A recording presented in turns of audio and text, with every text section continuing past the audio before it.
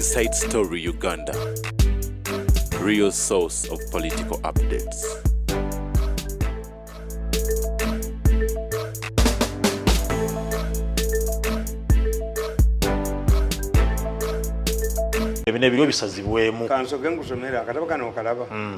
The former sex of the Chogamu group. Yes.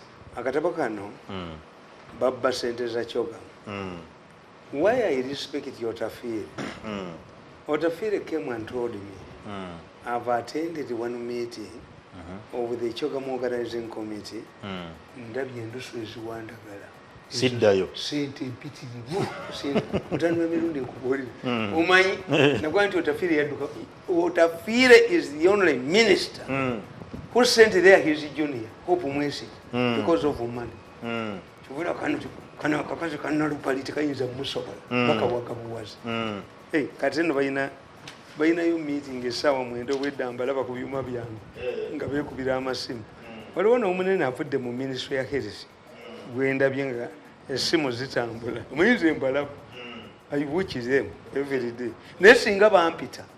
If those people had called me, ngabali tibane pankideko. Singezo problem zona tibazisanga. Nakugamba. The problem they do is to misuse Museveni's directive. Directives as well? Never only kola mu government yen. Tuyina kyojja kuwangulamu. Mbe bategeera nti Museveni agenda kuyita aba KCC. Nga bayita abafere baabwe. To convince Museveni. Ne Museveni muntu. Ye kituufu. Walaba abogedde abantu. Nga tamanyi nti bano bafere. Kituufu. At times, nti baddira tebakolaga Genesis. Obuzibu buvaawo bakyatandikirawo. Era nabaga nti abasajja b'omu Kampala abo ne mu Kiina. Ebbaluwa ya Museveni. Ekiragiro kya Museveni kuba boda boda. Mwe muli robotics. When did you? I will advise the president. Support the constitution. So help me God. The oath of a minister. Why do you always receive? Boba chimanyi chiba chikuba Museveni. Mwarunda wachi. Omusajja yatugambye tugoba aba akafude embi. Mbuwa boda emitwalo mukaaga. Bozina gwe kasajja gwe ali ozina. Mzee Tamale ababoda bagambye mbaveeko bo balire ko basule sente. Mulekera okubawolereza. Bamanyize ninamu. Bagambye mulodi lukwago. Kyabaveeko ddala. Bolire those are idiots. Do you know how many borders I have? I don't know. Do you know how many taxis I have? I don't know. Yes. Gugamba nti buli ayita muntu abamulalu. Aha. Abo baguleba embwa zirete. Njogala embwa ezogera nti lukwago mubi. Batubuulireyo. Boda ze bayina ne kadi zazo. Yes. Balage boda zibali. People hired mercenaries. Where do you find? Bakulembeza Watakisa motoka ye. Bakulembeza boda bayogedde bakulembeza. Those are hired mercenaries. Baga was saying. Negatu ataba jagononya bakatiripole emitwe. Bano balwanira kintu gobe pankako. Fano kulembeza wa boda gendo kulebereza nnyo kuyina yume. Mu bigambe bizirete. Boda zibalina. Nti ajikirira banne. Alete boda. Alete pitches na staging. Bimanaging z'abana abagagga. Ebitwasa.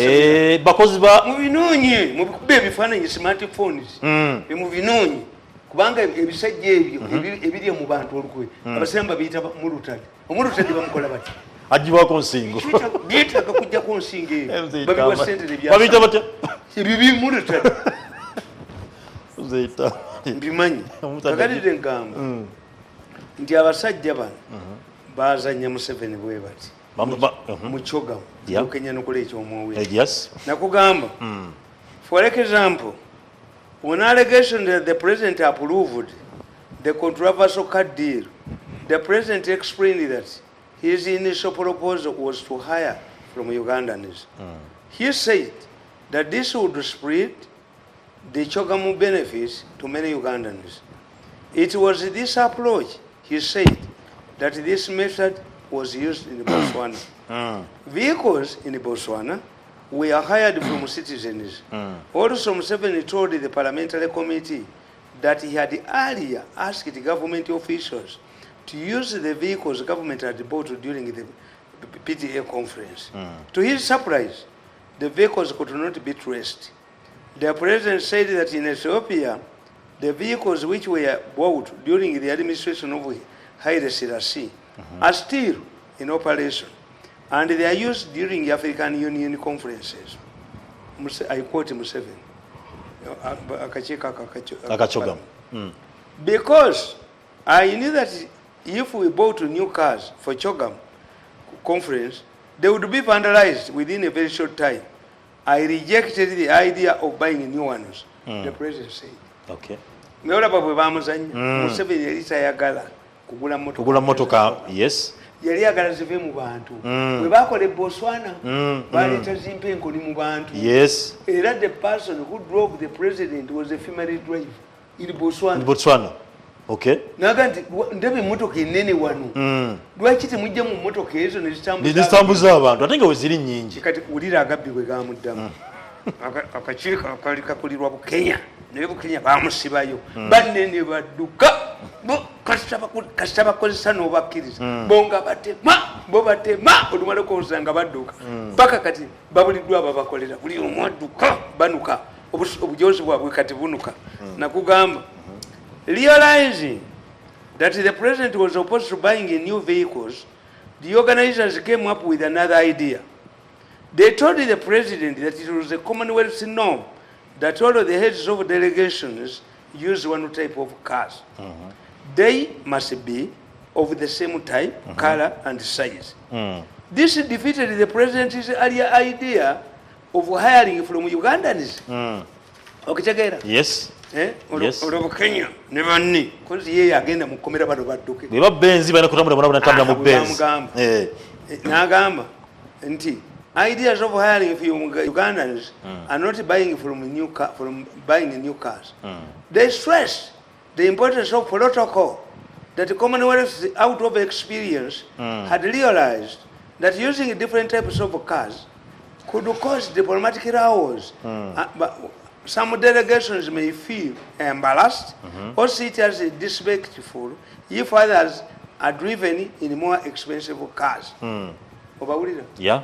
Bagamba bwe tugamba tu hiring ojja kulaba nga delegation eno n'eno bavuga motoka zanjawulo abamu bagambe nti tubajereze idea ya Museveni ne bagikuba kakati yefuyo ajo bwe bajja bakuga nti Museveni direct das. They don't tell you his earlier position. Singa Museveni yali tasanze gabbi idea ye yabadde egenda kukola eyambe n'abantu okufuna ki. But when they come bono obufuudembe bana bali mu Kampala, a fool is somebody who does the same thing again and again expecting different results. You have been dealing with the taxis, borders, batembe, markets, batembe, all of the ministers. I'm not the one abusing you. In psychology, a fool is somebody who does the same thing again and again, expecting. Are you fools? You are fools according to the definition of psychology. Ask a professor of psychology. All the ministers of Kampala fall into this definition. Tewana ba umulala yenna era tewali alese answer. Tewali. Kana nkugamba. However, during the several meetings President Museveni held with the Commonwealth officials, including the then Secretary General, Honorable Don Makinon, it was clearly pointed out that the Secretariat, the Commonwealth Secretariat, is totally opposed to burdening host countries and that the organizational costs must not undermine the country's economic development. President Museveni, therefore, did not direct the buying of new vehicles as it was alleged. He was actually opposed to the idea. But the organizers came up with the argument, Kati Rwanda byabadde. Yes, bwekiri. Did Rwanda baguze motoka? Did Rwanda invest more money? Bakubye akasente akachogamu.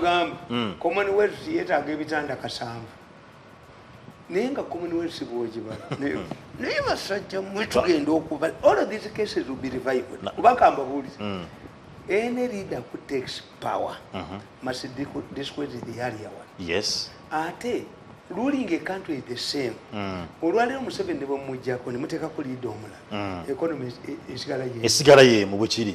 naye how do you excite people kuvayo helicopter ne mulaba abadduka mu abagandi abantu tebagenda genda mu State House mu mayumba ga mu mutende kubanga nze mbagamba nti hosti wa mu baba wo mu mbo gw'emmere ne sefa yenvu emboka ebaawa mu kidaala abantu abo be muyita mu maka gammwe ne mubeeyagalira ne babalayo ennaku nnya muga nti mubawe sente ayayay emboka egenda okuvugira mu maka gammwe banagiwulira ojja kulaba helikopita eziduduma nga zigwa wali mu webale nnyo ate nze nina lisaaki ne bagambye ngenda kubakubira obutambi obuli mu Lunyankole obusungu obuli emmanga obusungu buli wansi awo kumata ennyama amaliba emboka enkoni eriawo gwe balifubutuleeyo nalowooza nti yadde ate ngeno mugobya abatembeeyi musibye faamu ne mubagoba eno mugenda mubasanga waliwo omusajja yali musajja mwenzi omanyize maga nti omusiru omwenzi sabotuwa omubbi balina okubanga bagezi nnyo kituufu kakati omusajja yali agala mukamunne ku mizigo ye nga kyakola musajja wa takisi akeera 11 kakati nga noono omukazi naye akeera 11 nti agenze kukola kulima kati babafubutula mu kabuukibuuki ye omusajja bwe yadduka yalaga takisi weyagirese yasanga abayina enkoni ate ne bamusaayo gye bamufubutudde mugenda okulaba be bafubutula emmanga wano abalina monopole ku nnyama abo abalangirira kalusa ataliyo ne bakimanya ente z'abannaabwe ekiro kudondolo embooko yeewuuba emmanga wano I'm more popular in Ankole than in Buganda. Are you serious? I'm telling you. Mama wange bamutwala okumujjanjabirayo. Ne attention ye yafuna. Oli mama wa Mirundi. I'm going to test it. Nengendo kulya ekyemisana. Ngenda kinonyereza akekyo. This is how you people make leaders. In fact, for me, I have no political ambitions. Okay. Somebody told me nti yali ekalamujja nasanga bakalamujja nga bali ku smartphones bali ne ku radio bawulya program lika naawe. I'm telling you, the man said if you joke with that man's influence ono omusajja ali wano atijja mukuba mu katambi omusajja ali wano omukanana yabagamba mundeetera omusajja oyo muwe sente agenda akola ebibye I want to invest here, I want to visit bambulookinga omulabo kati ngenda kuba obutambi bwa meeting zonna if I don't see this man this week ogenda kubita obutambi bwonna you cannot block me from a man who is looking for me. I sent them a message. Mutujja kwogera naye ngeteeka limaze okuyitamu ani musiru. You have been playing with him all of the mbu Museveni yatagala bamuwe sente bw'anamuwa sente ajja kusekula bano n'abasekuza njala. In fact for me kambabuli Bobi Wine n'akwata pick up ey'omuceere n'agireeta ewange tukola kolabo leka nawe y'oluyimba tukola kolabo bano bampadde nkola kolabo ne Bobi Wine na pick up y'omuceere aleete pick up y'omuceere agiteeke waka maka gange manene nnyo 5 families alabe bwe tazina kolabo nkole kolabo principal tuyambe pick up y'omuceere abano bampadde ki bangambye ekyasinza okunyiiza nga mbalaba you see when you give this money to Museveni will be annoyed Museveni wants him to hit these people olina kubeera ng'oli muyala osigale ng'okuba n'abasekuzaaki nabo ne mbawandikira ebbaluwa ne baga nti mumpeeko libooni oba nabaweereza bateesa mbalaba ebyokubakwata bo baabivaako mbakwatanga omusajja bw'akwata ennyo omukazi aba takyatambulira mu nnika wasanga agwanga nkoko kakati bano mbakwata buli wamu ebyokwekweka baabivaako amusajja wakwata ennyo omugi Wena ba musajja kwata buli kaseera niko jijja nika biveeko bw'omusanga ajjamu obate kya tugende mu maaso nkugamba nti on the purchasing of new communication omanyi Museveni bwe bamugamba twetaaga new communication type bbiri poliisi ebeere n'ebyayo ne n'amagye gabeere n'ebyayo Rwanda byabaddeyo tetwabirabyeko.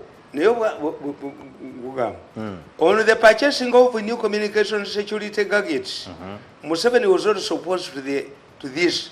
However, he was told that the existing communication facility would not work because it was only restricted to the army.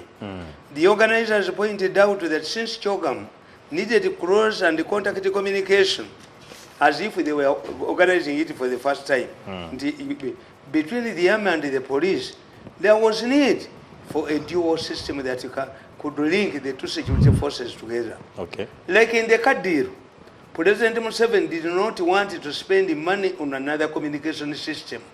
But the organizers found their way by creating institutions that required buying the dual system as opposed to the president's position. Let me tell you. Okay. Bagambe minale milongoti giriwa.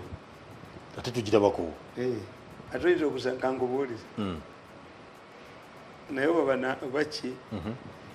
Ebyume ebibakwata ebibabanyabonyeza. Nabigula ku mwana nga baganye omusasula abiresi. Byali byabwe. That was intended for communication. Babireta nga tebabimanyi. Omwana ne bagana omusasula. Nali mu street house sinajja nga atambula. Ngendo kitisinga ekintu kyamaanyi. Eminaala giriwa. Baali balina okuzimba eminaala. Sente bazimba. Yes. This communication gye bagamba president yagenda simanyi bagambye eki. Ime babonyabonye essaawa zino. Byali intended for government. Byali byabo. Abo nga babiresi. Era ebimu biri mayumba gaabo. Ebimu biri mayumba. Mayumba ga okay. I'm telling you. Baleeta ebyuma ebyo for communication kandi bagana okusasula abaana. Nze ngenda okulaba omusajja omwana ng'atabusa atambula nabyo. Mugagwa bijjeewo. Bino biri efficient bwe bityo wabijjeewo. Bagamba Russian made. It's not Russian made. Mwe mwenyini mwe. Be babitumya. Byali bya Commonwealth one. Omwana w'omukiye omwana bano bajuwakali ne bakikwako. Nze ngenda okikebera nga kyamaanyi nnyo kirungi. Babireeta biri mayumba gaabo. Diabo nga babirese singa president ababuuza mu basajja mmwe ti communication facility gundi ze mwagula ziri okay bazina eminaala gye mwali mugenda okuzimba giriwo jazimbirwawo kyokka sente zafuluma. Yes naye olaba nawe bamukuba nga Museveni yabaga nti the existing system can work. Yes tetuyinza kuba bwe tubeera infiltrated. What about you are talking about a queen? We hosted 2 American presidents. Kituufu. Naye nga buliwo bali bati ezo zendusu utafiri zeyalaba nagasiddayo endusu eziwandagala nagamba taddayo nakugamba woteri basudiri bali basajja bagezi. The Sudiris could only bali basobola okutegeera ku internet the largest attendance mu Commonwealth ne the lowest. Commonwealth ina amawanga amagagga Singapore, Australia, New Zealand, Britain, Canada, India. Ate wabungiriza sula wabu mu high commission yaabo owambassador kati business tree mudwana ne valya nono kiwonoka mudwana yafa ono kiwonoka kati muzina business conference bitatule twetaaga abantu kasanvu weya kasanvu bagenda kubeerawo kakade bagamba president bamubba. Era omukyalo ono buli lwansanga ampa $5 mukyala kyoyo ono omukyala ono the Bwebajja hotel. The organizers told the president that the past experience had shown that journalists need a quieter environment and a hotel near the airport. This is how the Bwebajja hotel came on the list. When President Museveni inspected the hotels that were to host CHOGM, delegates who also visited the Bwebajja Hotel. On this tour, the wife of the owner, now with the widow, was hostile to the president. Abakiga bakamba. Yagamba president, mwatuyingiza mu deal, tuweka mu sente zaffe, sigenda kwegayiza. Otuongera sente tumalize oba nedda. Direct. Era wano mu quoting omukazi. The woman, she wondered why the government had dragged them into a venture that was draining their resources. She pointed out that they had used their money they had, but the work was still incomplete. I quote the woman, telling the president, Bakiga tough people. If we want to help us, please do it. If not, tell us so that we can do other things and count this as a dead deal instead of wasting our money. The president was touched by the woman's comments, and this is why more money was given to the owners to complete the hotel. Nali mfunye ekyo kintu kinene nnyo mwe temukimanyi. Mukirabira wano ku Lwentebe. Nali nkifunidde omuwala bw'agenda okigula ng'ali mu Gundi, Qatar Airlines. Naye mpulira mu gavumenti yakigula. Okay. Omukyala ye n'ashifutinga n'adda wali. But this woman appreciated it. Abantu benkoledde, whenever I meet that woman, she gives me $500. Yasiima. Yes. Nebwe olaba bwe bagamba. Eyo yebwe bajja. Bw'aba amawulire. Amawulire balina okukola ki? Baagala kubeera mu kifo kye. Wamusangawo. Wasangawo w'amawulire. Era bano nkubuuza. On whether naye omusajja yafa ng'ali mu kakiiko ka parliament. Obufere. Mbasomera bufere. And how they misuse the president directives. Yeah. On whether it was used or not, the president or not was not the president's problem. The organizers, Chogam organizers, deceived the president that journalists needed one place and it must be near the airport, as if news is sent in parcels. During the conferences, journalists all over the world need one thing, the press center, where they can access information, not to be near airports. They also detest being herded in one place. Journalists want freedom and prefer to stay in downtown to get a clear view of the country. Tuyinza genda South Africa n'ogamba tujja kugendako mu Soweto. Kituufu. Tujja kuteesingako kujjako nga ggwe. Tujja kuteesingako Gundi. Guno gwe bayimba. Omuki. Tokumanyi gwe bayimba. Wa. Abagondi. Aba South Africa. Yes. Omukomboti. Tuyinza butegenda. Abamawulire baagala kubeera mu hoteri. Kola mu. Abamawulire baagala dde mu town. Ate muligabira mu hoteri wena genda. Bamulimba. Nti abamawulire for journalists. Hoteri. Journalists want to be near the airport. For what? So he agreed. I'm driving one point. These people, they misuse directives. That's why they cannot come up and defend. Ntinza akafudembe, nzinga akafudembe ku lwange nga noonya ssente. Nze ngamba ababoda bakole ki? Balije emitwalo 6. Kale mzee Tamale katono nnyo. Kakati katumulemu tudde tukyali ku nsonga yennyini katumulemu tova ku CV. Tukomye n'ensonga y'akatale k'owulire. Mbakubira akafudembe.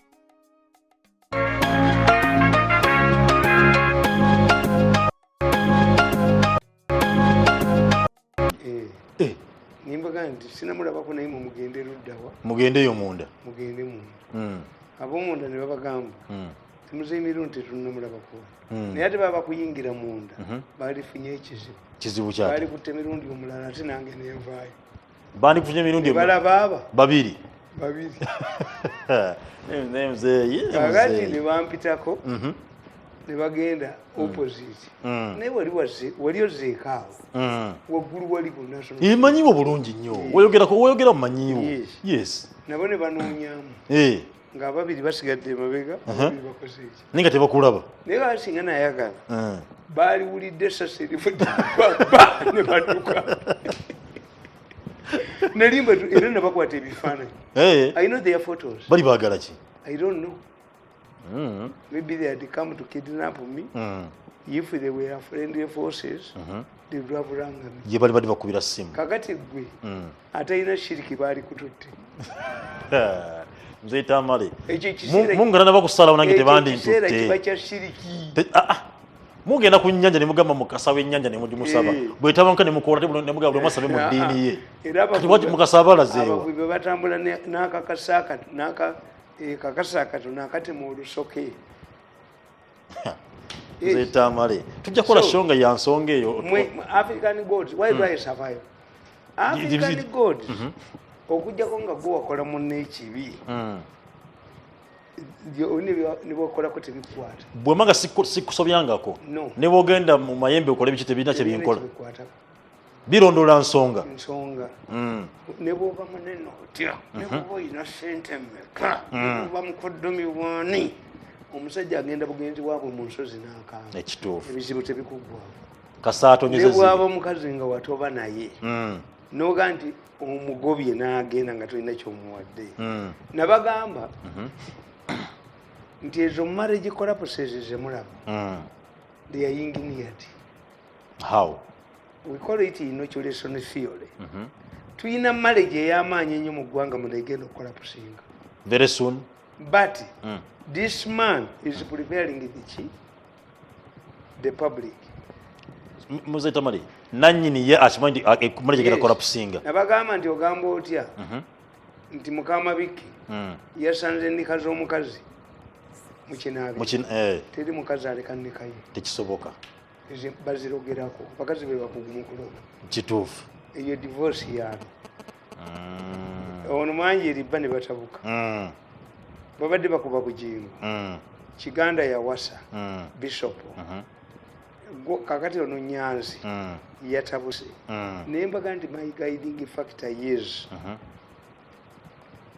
Paulo Mutuukirivu yagamba bannaddiini tebaali wasiira. Naye okujjako abagumu nga nze ye Paulo nga bw'agamba ye yali mugumu. Kakati the argument is Paulo ayinza okuba nga yali impotent ye n'akiteekerayo eyo. mu America waliyo omusajja nga alwanyisa nnyo abasiyazi eventually was found to be a homosexual himself. Naye nga mwenye yali musiyazi. Yes. Okay. Kakati when you marry abalokole ekibakoze obubi singa balina psychologist abakola they married at an early age. Okay. When they were poor. Pastors. Yes. Abarokole. Okay. Yes. After getting money, they failed to upgrade their wives. Niyo tulina nnyo omuzogo, abasajja tulina nnyo omuzogo. Bwe tufuna mtu erabira bano tutandise. Abombi. Abakazi abali mu parliament bakyategeera baba. Nawe bafuna mbote bakyate kinkubuulira. Kituufu.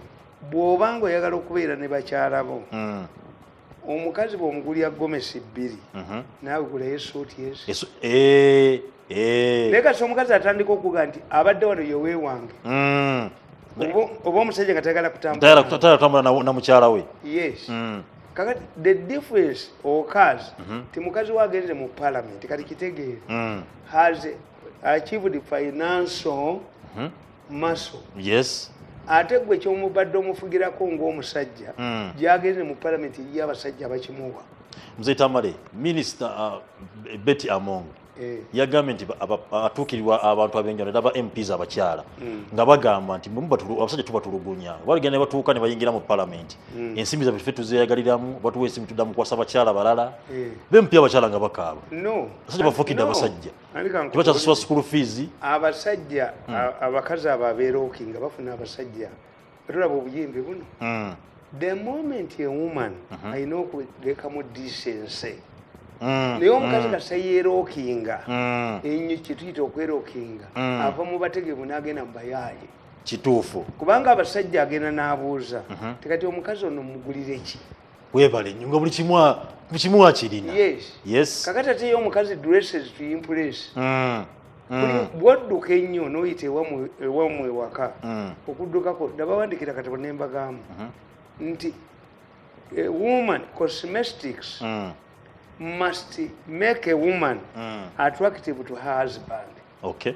But if the cosmetics affect you to the extent that your husband does not recognize you, then that the purpose of the cosmetics kiba kifu. Era abasajja babikola nnyo. Abasajja babikola nagakanyirize mukazi wange. Anti omusindikira mu grade ndala. Nze mbabuuza former vice president Special Zawandira. Yes. I was there when she was taking her oath as vice president.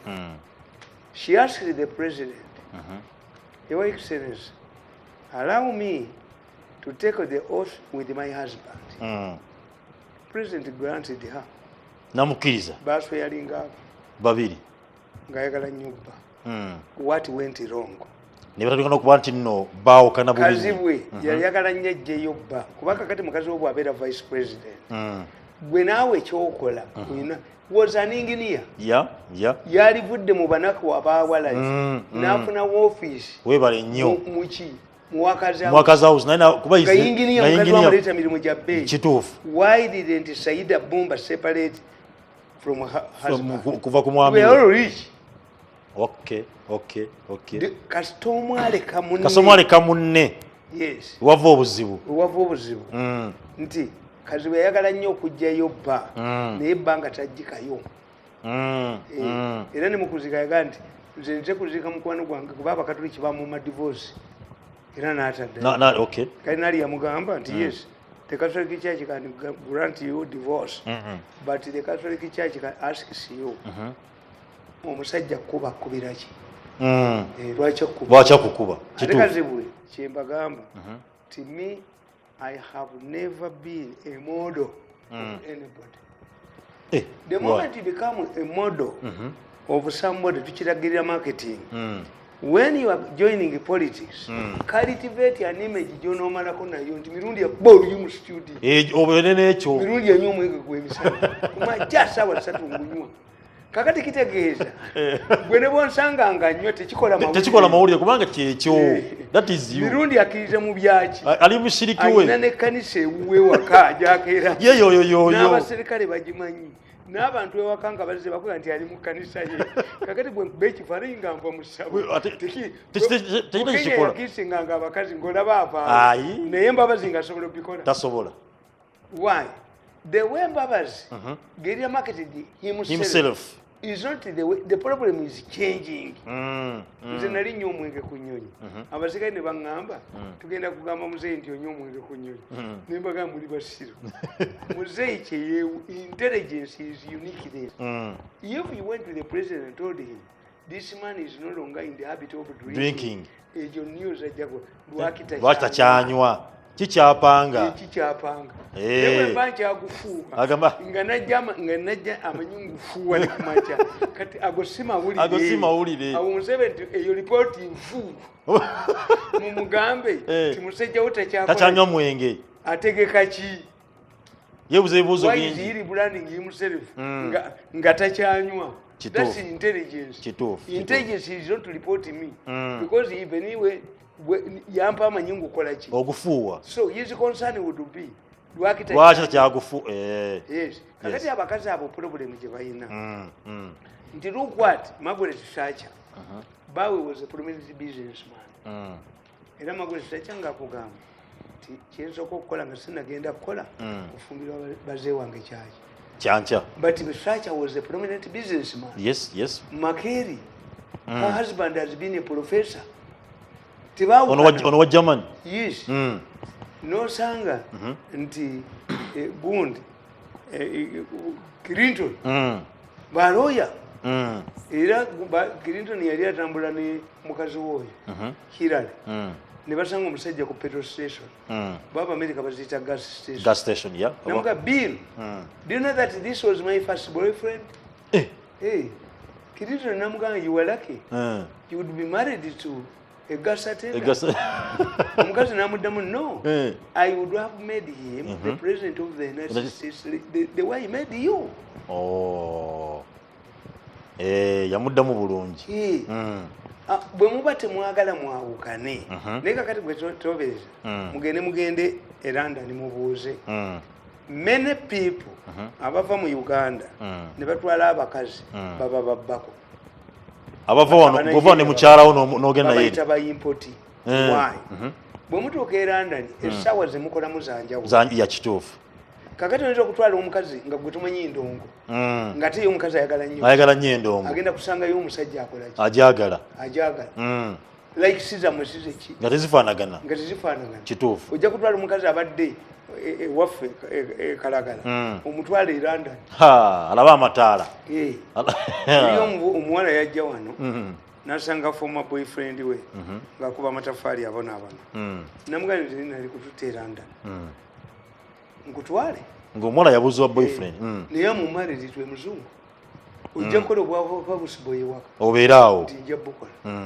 ye yalowooza nti omukazi amututte babiddemu kati abazungu beekisingira ne mu ntebe muzungu yakisinga omukati ombuka yakuba omusajja bamutwala ku poliisi kumudipootinga houseboy yakuba nnyinimu ono nga muga nti biri byaggwa this is my ex webale nnyo.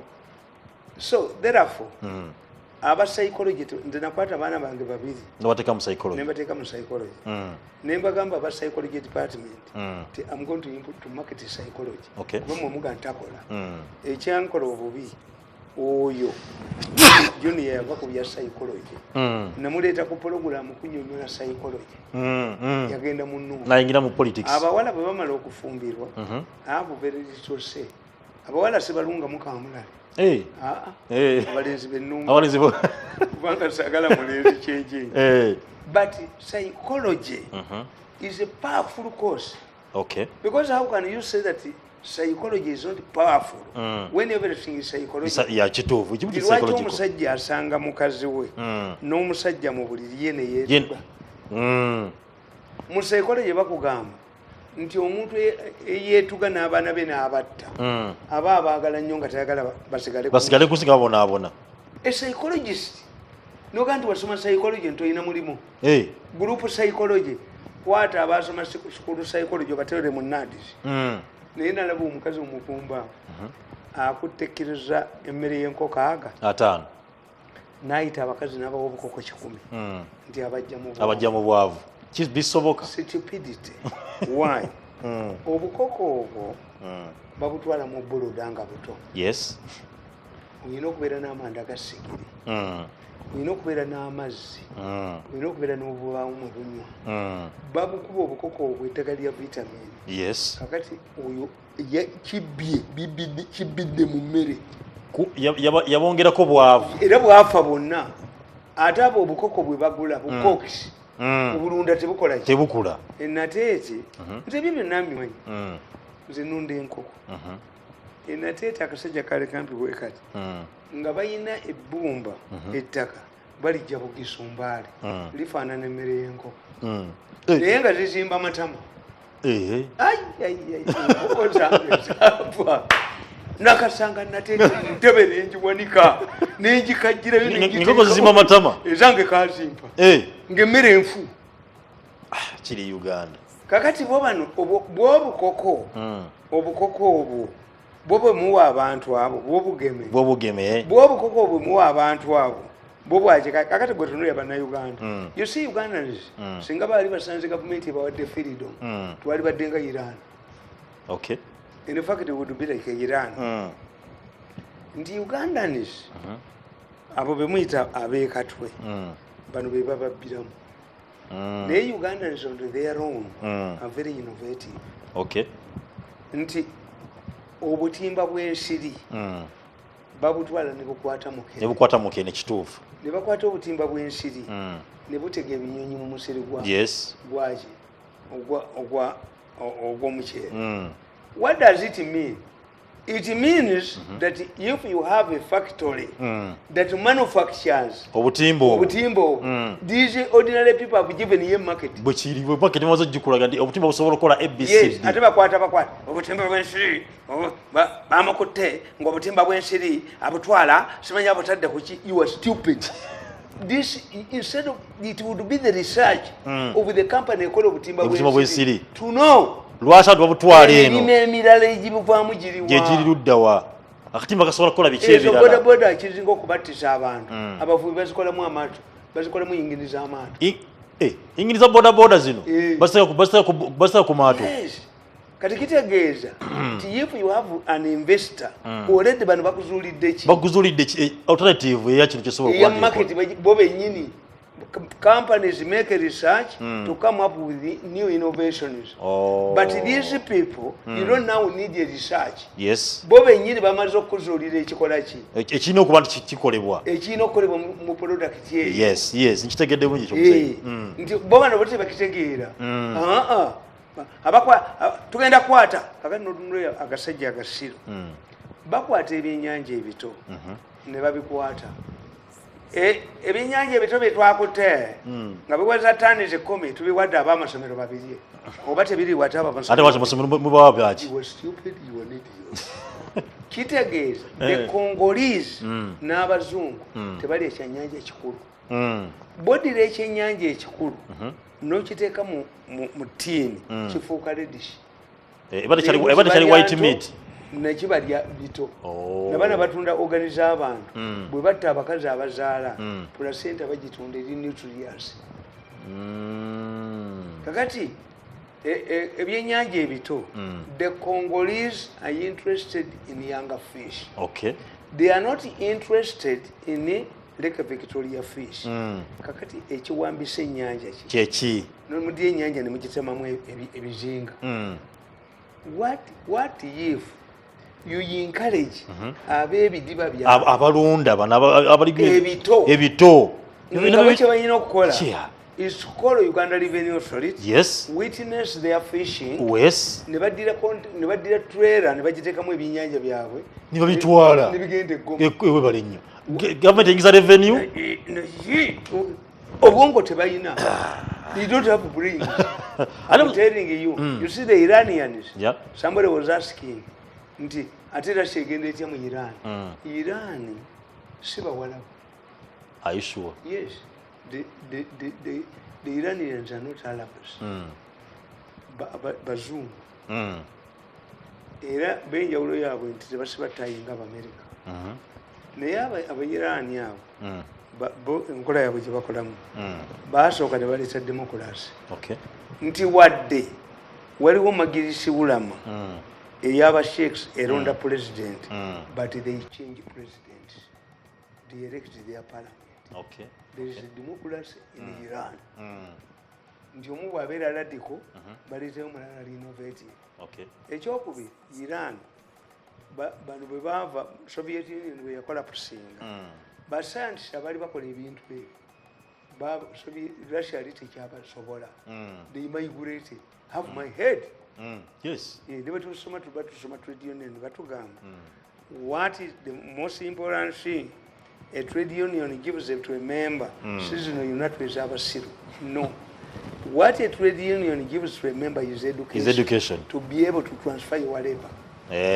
Yes. You can transfer your labor. Sorry, ngenda nembaka wala. Era uyinza okusanga mu Kenya nga abamawulire balotating.